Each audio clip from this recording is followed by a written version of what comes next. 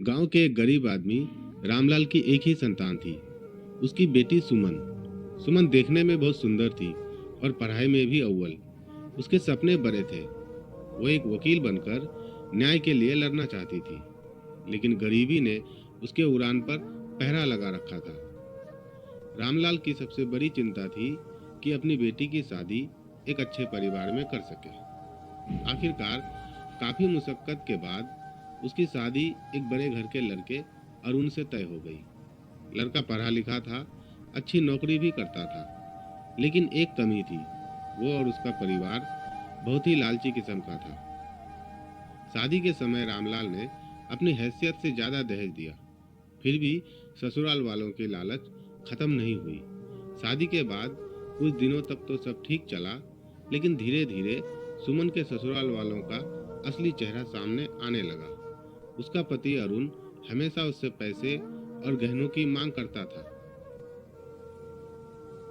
और जब सुमन मना कर देती थी तो उससे गालियां देने लगता, और उसकी सास और ससुर भी उस पर ताने कसते, उसे कोसते और कई बार तो बिना वजह मारने भी लग जाते थे।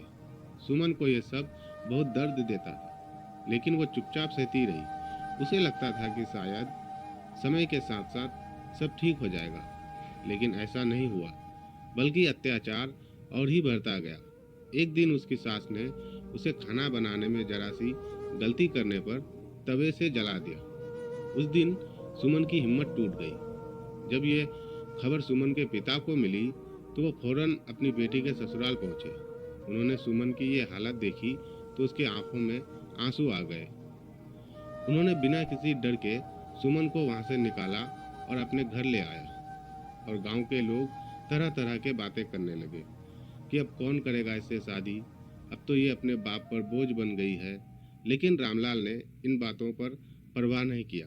उन्होंने सुमन को पढ़ाई जारी रखने के लिए कहा। सुमन ने ठान लिया था कि अब वो खुद को कमजोर नहीं बनने देगी।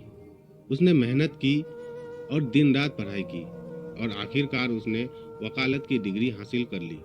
अब सुमन वो सुमन नहीं थी जिसे कभी कमजोर समझा जाता था। अब वो एक वकील थी जो न्याय के लिए लड़ने को बिल्कुल तैयार थी। सबसे पहला केस जो सुमन ने लड़ा वो खुद का केस था। उसने अपने पति अरुण और सास ससुर के खिलाफ दहेज प्रताड़न का केस कराया।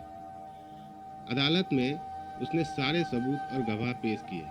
उसके शरीर पर जलने के निशान, डॉक्टर की रिपोर्ट और पड़ोसियों के गवाह भी पेश किया। अरुण और उसके माता पिता अदालत में झूठ बोलते रहे, लेकिन सुमन के पास उनके हर झूठ का जवाब था। वो अब कमजोर बहू नहीं, बल्कि एक सशक्त वकील थी। अदालत ने फैसला सुनाया। अरुण और उसके माता पिता को 7 साल की सजा हुई। जब सुमन ने अपने अत्याचारी पति और सास ससुर को जेल जाते देखा तो उसके आंखों में आंसू आ गए, लेकिन ये आंसू खुशी और संतोष के आंसू थे। उसने अपने पिता को गले लगाया और कहा, पापा आपने मुझे पढ़ने दिया, इसीलिए मैं आज यहाँ तक पहुँच पाई, और अब मैं हर लड़की के लिए लड़ूंगी जो दहेज के आग में जल रही है। सुमन की कहानी हर लड़की के लिए प्रेरणा बन गई। उसने ये साबित कर दिया कि अगर औरत ठान ले तो वो हर बंधन तोड़ सकती है और अपने हर हक के लिए लड़ भी सकती है। नारी कभी कमजोर नहीं होती।